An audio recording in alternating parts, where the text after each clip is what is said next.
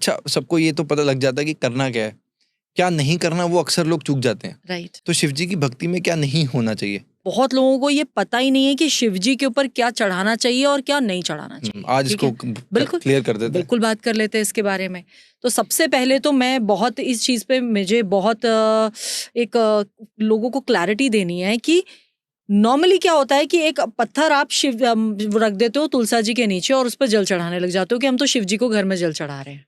हाँ, मतलब लोग शिव जी का जो शिवलिंग होता है तुलसी जी पे रख देते हाँ, हैं। मतलब कोई भी एक पत्थर को वो शिवलिंग, देखो शिव जी का वास तो कण कण में है। आप एक पत्थर भी अगर शिवलिंग समझ के घर में रख लेते हो तो वो उनका वास उसमें है, मगर आप कहाँ रख रहे हो वो देखना बहुत जरूरी है। आपने रख दिया तुलसी जी के नीचे, जो कि तुलसी जी का और शिव जी का कोई कनेक्शन ही नहीं है। तो सबसे पहले तो शिव जी पर तुलसी नहीं चढ़ाई जाती, और शिवलिंग अगर आपने अपने किसी तुलसी जी के पौधे के नीचे रख रखा है तो आप बहुत गलत काम कर रहे हो, ये बिल्कुल नहीं करना है।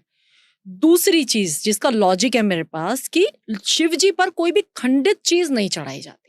अगर आप खंडित, अभी मैं उसी पे आ रही हूँ, बेल पत्र जो शिव जी को बहुत प्रिय है, सफेद फूल जो बहुत प्रिय है, तो जब आप शिव जी पर चढ़ाते हो बेल पत्र तो बेल पत्र खंडित नहीं होना चाहिए। आप चढ़ा रहे हो 101 मगर वो खंडित है तो वो बेकार है। आप एक बेलपत्र पर चढ़ाओ, वो खंडित नहीं होना चाहिए, साफ सुथरा होना चाहिए। अक्सर मैंने देखा है कि वो थोड़ा सा बीच में से फटा होता है वो नहीं और हम चढ़ा देते हैं उसको। दूसरा, अच्छा मैम, इस पे थोड़ा सा मैं इंटरप्ट कर रहा हूँ। हाँ। अब जैसे हमारे जो मंदिर में पंडित जी वो कहते हैं, जैसे कई बार मैंने उनको भी सुना है, तो कहते हैं राघव अगर पहले से अगर आप बेलपत्र नहीं लाए, शिव जी के ऊपर चढ़ा हुआ है, तो उसको आप निकाल के धो के फिर से चढ़ा सकते हो, तो वो भी वैलिड है। तो क्या ये सही है ये चीज? बिल्कुल ठीक है, कोई प्रॉब्लम नहीं है। अच्छा। वो कहते हैं कि वो शिव जी एक ऐसी शक्ति है जो सिर्फ भाव के आपके भूखे हैं। आप कैसे साधना कर रहे हो, बस साधना करना बहुत जरूरी है। वो आपके भाव देखते हैं, आप क्या कर रहे हो क्या नहीं कर रहे हो डजंट मैटर। बट खंडित चीजें क्यों नहीं चढ़ाई जाती, इसका लॉजिक है।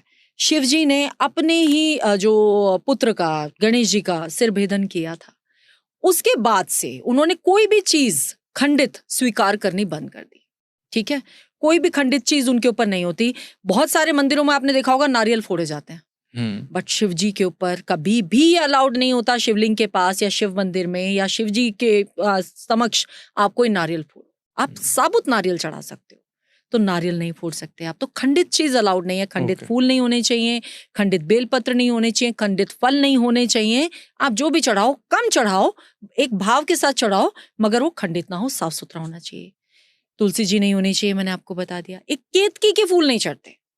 केतकी का एक फूल होता है, इसकी बहुत लंबी स्टोरी है कि वो, क्योंकि केतकी के फूल ने शिव जी से झूठ बोला था, तो तब से उनको किसी भी पूजा में, शिव जी की पूजा में शामिल नहीं किया लोग चढ़ाते हैं।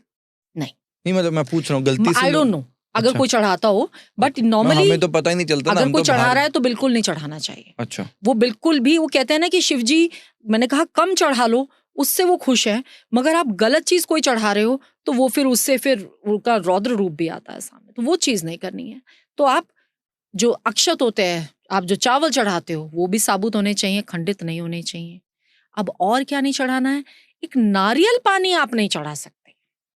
ठीक है, नारियल का पानी भी कई बार क्या होता है ना, आजकल राघव इतना सारा ज्ञान है ना सोशल मीडिया पे, आज मैं कहीं भी लिख दूं ना कि ये आपने नारियल पानी अगर शिवलिंग पे चढ़ाओगे तो आप 4 दिन के अंदर आपको पैसे की बरसात होने लगेगी, तो लोग करना शुरू कर देंगे।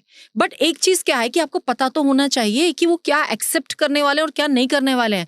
सिर्फ एक किसी को भी फॉलो करके, किसी सोशल मीडिया पे आधे अधूरे ज्ञान के साथ जाके आप कुछ भी करना शुरू कर देते हो, दैट इज रॉन्ग, वो नहीं करना। तो मैम चलो, अब अगर हम इसको सिंप्लीफाई करते हुए मैं आपसे पूछूं कि अगर मुझे बिल्कुल भी नॉलेज नहीं है पर मैं शिव जी की भक्ति करना चाहता हूँ, तो मुझे क्या करना चाहिए जिससे कि शिव जी प्रसन्न हो? मुझसे अगर आप पूछोगे ना, तो आपका अगर मन साफ है, आपके भाव अच्छे हैं, तो आपको कोई चीज नहीं है जो शिव जी को प्रसन्न करने से रोक पाए। बस गलत चीज, गलत तरीका नहीं होना चाहिए। अच्छा। अब इसमें और 1-2 चीजें रह गई जो नहीं चढ़ानी चाहिए, जो लोग कर रहे हैं, मैं उसको थोड़ा सा पहले बता देती हूँ। एक, आपको हल्दी और कुमकुम बिल्कुल नहीं चढ़ाना चाहिए शिव जी को। ये सौंदर्य वाली चीजें हैं और शिव जी सौंदर्य से बहुत दूर हैं। उनको आप भस्म चढ़ाते हो तो वो खुश होते हैं, बट आप ना तो सिंदूर चढ़ा सकते हो ना हल्दी चढ़ा सकते हो। मैंने कई बार मंदिर में लोगों को चढ़ाते हुए देखा है। सिंदूर तो मैंने देखा है कई बार, लोग चढ़ाते हैं, मैंने भी देखा है। सिंदूर अच्छा नहीं चढ़ा सकते नहीं, शिवलिंग। आपको उनको अच्छा, चढ़ाना साइड में जो चंदन का लेपन करो ना। अच्छा, साइड में जैसे जो गणेश जी की वहाँ पे प्रतिमाएं पड़ी होती है उन पे लगा सकते हैं सिंदूर, शिवलिंग पे नहीं आप चढ़ाते। पार्वती जी को चढ़ा सकते हो, पार्वती जी को आप पूरा श्रृंगार का सामान दान कर सकते हो, बट शिव जी पे नहीं, वो नहीं, वो अलाउड नहीं है। उनको अगर आपने खुश करना है तो आपने फिर वही आप चंदन का लेपन कर सकते हो, कपूर से बहुत खुश होते हैं, कपूर की आरती कर सकते हो। इस तरह की चीजें आप उन पे चढ़ाओ तो वो खुश होते हैं। तो वो सिर्फ भाव के भूखे हैं। आपके मन के भाव कैसे हैं? शिव जी को प्रसन्न कितना करना कितना आसान है। आपने कितनी पौराणिक कथाएं सुनी होंगी कि किसी भी असुर ने तपस्या की और शिव जी को प्रसन्न कर लिया और उनसे अपना वो मांग लिया और उन्हें तथास्तु बोल भी दिया।